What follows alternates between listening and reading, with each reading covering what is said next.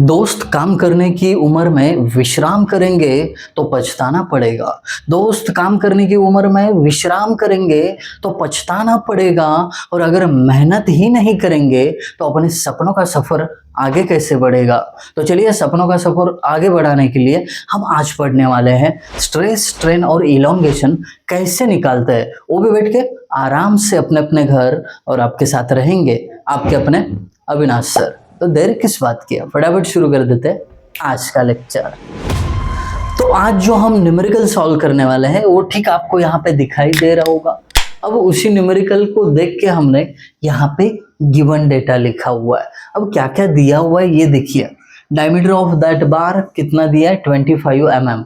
Okay, अब ऐसा कोई एक बार रहेगा जिसका डायमीटर 25 mm, उसकी लेंथ की बात कर रहे हैं 200 सेंटीमीटर। उसके बाद उस पे जो लोड है 4500 kg का लोड लग रहा है, इसके दोनों साइड से लोड लग रहा है। अब इसके लिए आपको उन्होंने पूछा है स्ट्रेस, स्ट्रेन और इलोंगेशन, और वो निकालने के लिए और एक डेटा दिया है एंड में 2.1 × 10⁶ kg पर सेंटीमीटर स्क्वायर। अब ये सब दिया हुआ है, आप लिख सकते हो। अब देखिए ये न्यूमेरिकल ऐसा नहीं है कि अविनाश सर ही बता सकते हैं, हजारों लोग रहेंगे जो आपको ये न्यूमेरिकल बता पाएंगे। बट दोस्त यहाँ पे हम मिलके जो स्टडी करते हैं, जो डिस्कस करते हैं, उसमें इम्पोर्टेंट होता है कि न्यूमेरिकल को सॉल्व करने का अप्रोच। बहुत सारे बच्चे हमेशा यही पे फंसते हैं, सर ये सब तो दिया है ठीक है, बट फॉर्मूला कौन सा यूज करें, कौन से फॉर्मूले के बाद कौन सा स्टेप करना है, ये कंफ्यूजन रहता है। बट यहाँ पे अप्रोच पूरा साफ रहेगा। हमेशा हम कहते हैं कि हम गिवन ही लिखेंगे, चाहे कितनी भी घाई में क्यों ना हो, सबसे पहले जो भी डेटा दिया है वो लिखेंगे, पहली बात। डन।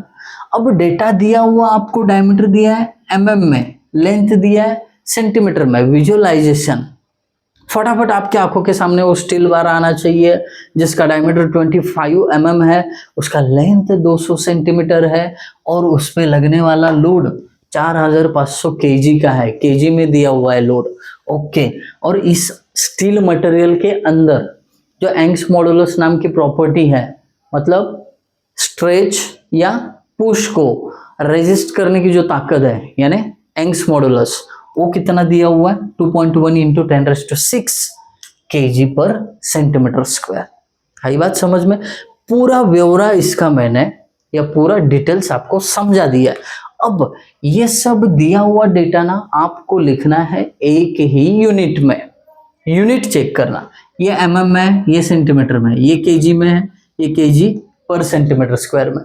तो अब यहाँ पे आसान रहेगा, आप इस mm को सेंटीमीटर करोगे तो, है ना। अब mm का सेंटीमीटर कैसे होगा, बहुत आसान है। mm का अगर सेंटीमीटर करना है मतलब क्या, mm यूनिट छोटा है, सेंटीमीटर बड़ा है, तो क्या करो, इसको 10 से डिवाइड करो। आई बात समझ में? डिवाइड करो। यही अगर सेंटीमीटर का मीटर करते तो 10 से मल्टीप्लाई करते। डन, ये बेसिक सबको पता है। तो अगर 25 mm को 10 से डिवाइड करता हो तो 2.5 सेंटीमीटर हो जाता है। सब यूनिट एक जैसे हो गए है।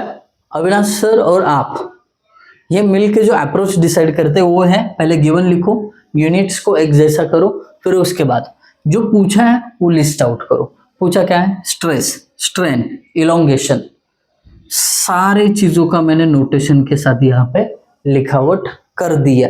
अब एक एक को खोल दो, फॉर्मूलेज आपके पास रहते हैं। हम इतना प्रैक्टिस कर चुके होंगे एंड तक, एग्जाम की शुरुआत तक, कि ये सारे फॉर्मूले दिमाग में फिट रह जाएंगे। आई बात समझ में? देखिए अब सॉल्यूशन में हमें sigma is equal to formula load per unit area क्या है, P/A।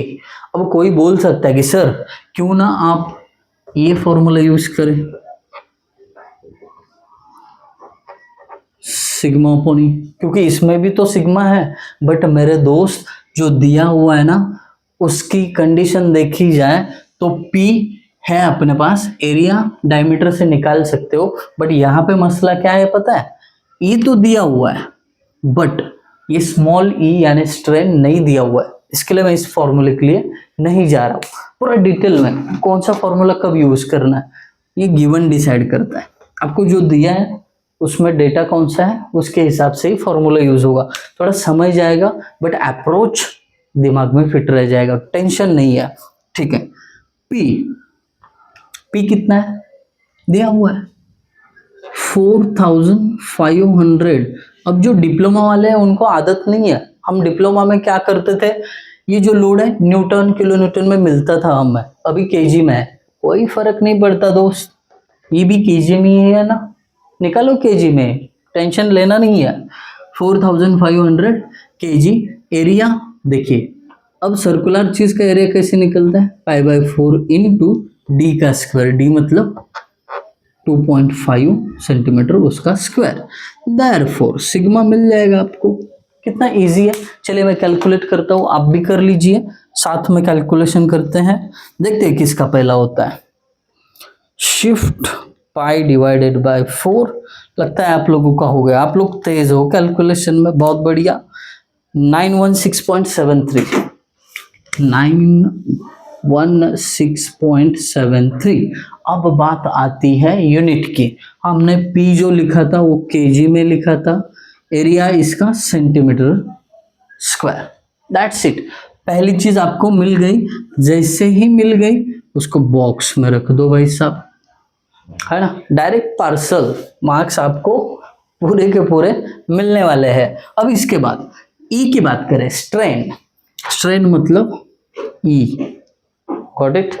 अब ई के लिए ना आपके पास दो फॉर्मूले हैं, देखो, delta L upon original length, और दूसरा एक फॉर्मूला है यहाँ पे ई आता है, E is equal to sigma upon E. अब देखिए कोई भी एड़ा इंसान बता सकता है कि इसमें से कौन सा फॉर्मूला यूज करना चाहिए। देखिए ये यूज करना है तो डेल्टा एल भी होना चाहिए और कैपिटल एल भी होना चाहिए, मतलब ओरिजिनल लेंथ, ओरिजिनल लेंथ तो है, डेल्टा एल किधर है, नहीं है भाई साहब, ये आप नहीं यूज कर सकते।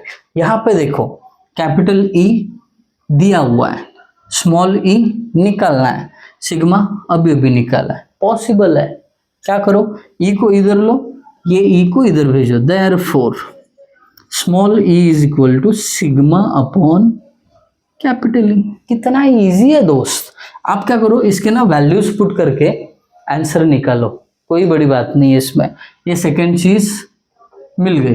अब इलोंगेशन कैसे निकालना है, चेंज इन लेंथ, सिंपल है, पीएल अपॉन ए ई। पी मतलब वैल्यू पुट करके बताता हूं, 4500 इंटू लेंथ 200 सेंटीमीटर, उसके बाद एरिया ये देखो π/4, डायमीटर 2.5 इसका स्क्वायर, ई कितना है 2.1 इंटू 10⁶।